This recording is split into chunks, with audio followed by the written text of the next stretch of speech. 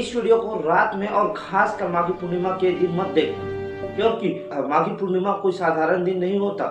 इस दिन रखा गया झूठा व्रत भगवान नहीं कुछ और सुन लेता है। आज मैं जो कहानी सुनाने जा रहा हूँ वो एक ऐसे आदमी की है जिसने सिर्फ एक बिस्कुट खाया और उसे पूरी जिंदगी भूखा रहना पड़ा। ये कहानी भूत की नहीं है, ये कहानी भूख की, जो पेट से नहीं आत्मा से शुरू होती है। अगर तुम्हें लगता है कि व्रत पूजा और आस्था सब दिखावा है, तुम यह वीडियो लास्ट तक मत सुनो, क्योंकि माघी पूर्णिमा में सच भूखा नहीं रहता, झूठ भूखा रह जाता है। आप यहाँ तक वीडियो देख चुके हैं तो इस वीडियो को लाइक करना, सब्सक्राइब कर देना। माघ का महीना और ठंडी हवा और आसमान में पूरा चांद। माघी पूर्णिमा जिस दिन लोग कहते हैं नदी में एक डुबकी और पाप 7 जन्मों तक धुल जाता है, लेकिन छत्तीसगढ़ के एक छोटे से गाँव कुम्हारटोली में माघी पूर्णिमा को पुण्य का दिन नहीं माना जाता। गांव वाले कहते हैं कि इस दिन कोई झूठ बोला जाए तो सच खुद चलकर तुम्हारे सामने आता है। कुम्हारटोली गांव के बाहर एक नदी बहती है, न ज्यादा चौड़ी न ज्यादा गहरी,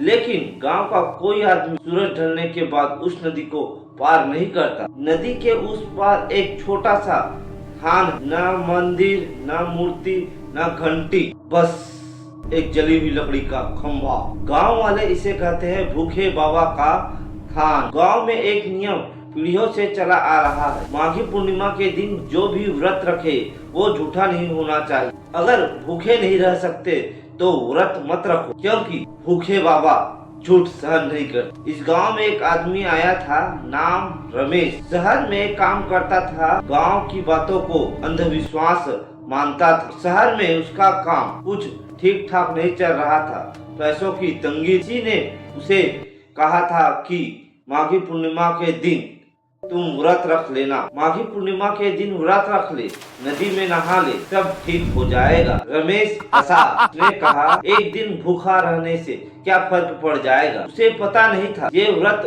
भूख का नहीं, ये व्रत सच का था। माघी पूर्णिमा की सुबह रमेश नदी में उतरा, ठंडा पानी, पूरा चांद अभी भी आसमान में टिका हुआ। उसने डुबकी लगाई, हाथ जोड़ लिए और बाहर आ गया। लेकिन नहाने के बाद उसने अपनी जेब में हाथ डाला, उसमें एक बिस्कुट था।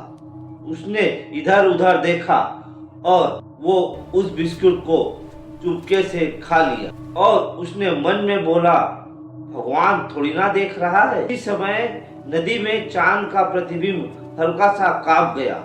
शाम होते होते रमेश को अजीब सी भूख लगने लगी।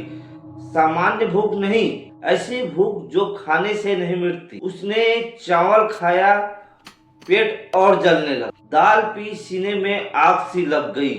रोटी खाई, मुंह में राख सा स्वाद। रात होते होते उसके पेट से आवाज आने लगी, भूख लगी है। यह आवाज उसकी नहीं थी। रात ठीक 12:12 में कोई दरवाजा खटखटा रहा था। रमेश उठा, रमेश ने दरवाजा खोला, बाहर कोई नहीं। दूर से नदी की तरफ से एक आवाज आई, व्रत पूरा कर। रमेश के हाथ कांपने लगे और वह बिना जूता चप्पल पहने नदी की ओर चल पड़ा। नदी पार करते ही वहाँ पास उसे खंभा दिखा, लेकिन आज वहाँ कोई नहीं। एक आदमी, चमड़ी सूखी, धसी हुई आंख, पेट अंदर धसा हुआ। वह मुस्कुराया और बोला झूठा व्रत रखा है तो भूख मैं लूं। उसके मुंह से सांस नहीं, सड़ी हुई रोटी की बदबू आ रही। रमेश गिर पड़ा, मुझे माफ कर दो। बाबा ने खंभे की ओर इशारा किया। वह खंभा लकड़ी का नहीं, वह बना था पुराने लोगों की हड्डियों से। बाबा बोला माघी पूर्णिमा के दिन जो झूठा व्रत रखता है वह अगले वर्ष के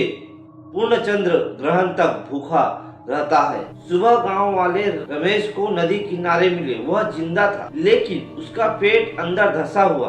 डॉक्टर ने कहा उसे बहुत भूख लग रही है, उसकी भूख खत्म नहीं हो पा रही। डॉक्टर ने कहा इसका शरीर ठीक, लेकिन इसको भूख लग रही है, इसकी भूख खत्म नहीं हो पा रही है। आज भी रमेश दिन में 10 बार खाता है और माघी पूर्णिमा के दिन आते ही नदी की ओर देखता है और बुदबुदाता है आज बाबा फिर आएंगे। कुम्हारी टोला में कहा जाता है कि माघी पूर्णिमा के दिन भूखा रहना आसान है, लेकिन सच में भूखा रहना नामुमकिन। और अगर उस रात नदी से भूखे पेट की आवाज आए तो समझ लेना फिर किसी ने झूठा व्रत रखा है। अगर आपको ये वीडियो अच्छी लगी और कहानी मजेदार लगी हो तो इसी तरह की कहानी सुनने के लिए चैनल को सब्सक्राइब कर देना, लाइक कर देना और उस दोस्तों के साथ शेयर करना जो कहानियां सुनना चाहते हैं।